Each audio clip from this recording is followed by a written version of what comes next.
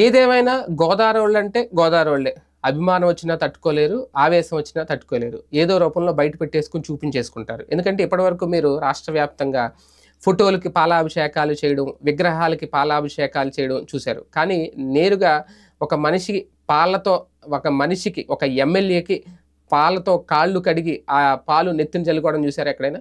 ఇప్పుడు తాజాగా తూర్పుగోదావరి జిల్లాలో ఆ సంఘటన చోటు చేసుకుంది. కోనసీమ జిల్లా ఆత్రేయపురం మండలం అంకంపాలెంలో కొత్తపేట ఎమ్మెల్యే చిర్ల జగ్గిరెడ్డికి కొంతమంది మహిళలు ఆయన ఎన్నికల ప్రచారం చేస్తున్న నేపథ్యంలో కొంతమంది మహిళలు ఆయన్ని ఆపి ఆయన కాళ్లను పాలతో కడిగి మళ్ళీ ఆ కాళ్ళ మీద పూలు జల్లి ఒక రకంగా ఆయనకు ఒక రకం కాళ్ళ మీద అంటే దేవుడికి ఎలాగైతే అభిషేకం చేసి పూజ చేస్తారో అలాగే చేసి ఆయన్ని దీవించారంట. మళ్ళీ మీరే అధికారంలోకి రావాలి, మళ్ళీ జగన్మోహన్ రెడ్డి అధికారంలోకి రావాలని దీంతో ఆయన చిర్ల జగ్గిరెడ్డి భావోద్వేగానికి గురయ్యారు. అక్కడ ఖచ్చితంగా వాళ్ళు అంటే ప్రజల్లో వైసీపీ మీద, అదే జగన్మోహన్ రెడ్డి గారి మీద, స్థానిక ఎమ్మెల్యే మీద ప్రజలు ఎంత అభిమానం పెంచుకున్నారు అనడానికి నిదర్శనం ఇటువంటి సంఘటనలు అనేది. ఖచ్చితంగా తనను మళ్ళీ ఆయన్నే గెలిపించుకుంటామని చెప్పి స్థానికులందరూ చెప్పడం కాస్తంత ఆయన భావోద్వేగానికి లోనే కంటతడి పెట్టుకున్న పరిస్థితి అయితే అక్కడ కనిపించింది.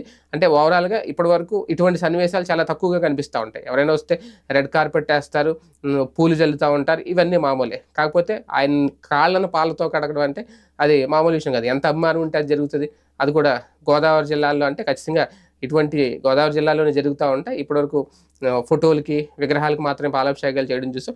కానీ ఇది వినూత్నంగా చేశారనుకోవాలా, లేదంటే అభిమానాన్ని ఒక రకంగా ఎంతటి మనసులో ఉన్న అభిమానాన్ని ఈ రకంగా చాటుకున్నారా? చూద్దాం వీటన్నిటి ఫలితం రేపొద్దున్న ఎన్నికలు ఎలా ఉంటుందో.